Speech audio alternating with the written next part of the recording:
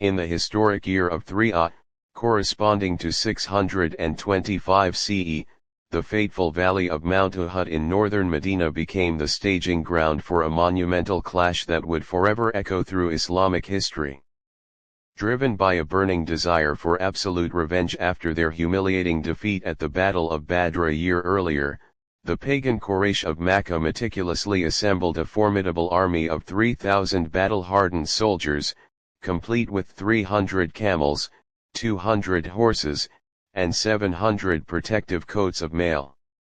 This massive pagan force was led by Commander-in-Chief Abu Sufyan, while his bitter wife Hind commanded a vengeful women's section, flanked by elite military minds like Ikrimah ibn Abi Ayyal and the brilliant cavalry genius Khalid bin Walid.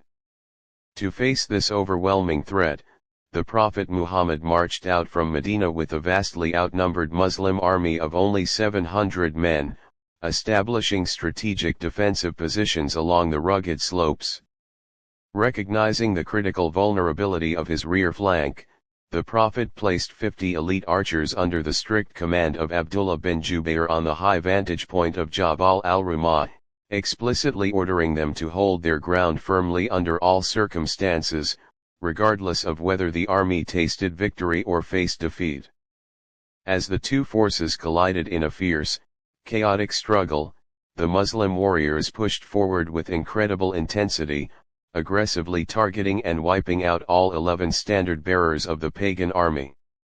Legendary heroes like Abu Dujana, wielding the Prophet's sword, and Hamza bin Abdul Muttalib, the Lion of Allah, performed feats of unmatched bravery that shattered the pagan front lines, though Hamza was tragically martyred in the midst of his triumph by a stealthy javelin thrown by the Abyssinian slave Washi.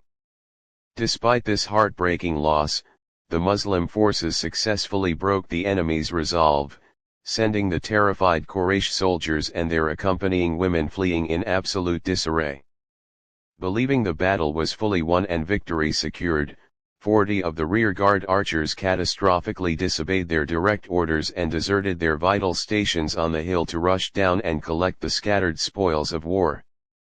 From across the battlefield, the sharp eye of Khalid bin Walid instantly recognized this sudden defensive vacuum, swiftly leading his elite cavalry around the mountain to launch a devastating surprise assault on the exposed rear of the Muslim lines.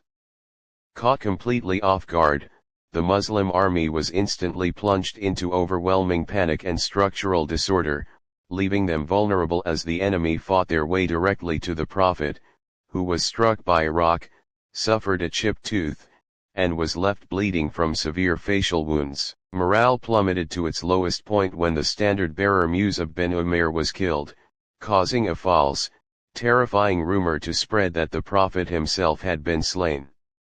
The tide only turned when Ka'b bin Malik caught sight of the Prophet's eyes through his helmet and joyfully rallied the scattered believers, allowing 30 devoted companions to quickly form a human shield around their wounded leader and execute a disciplined, strategic retreat up the safety of the mountain pass. From an Islamic perspective, the outcome of Uhud was not a mere military failure, but a profound divine trial and a foundational spiritual purification for the early Muslim community. In the Quran, Allah revealed verses in Surah Ali Imran to console the believers, reminding them that true success is tied to faith and obedience rather than worldly gains, and that the loss of life served to distinguish the sincere believers from the hypocrites.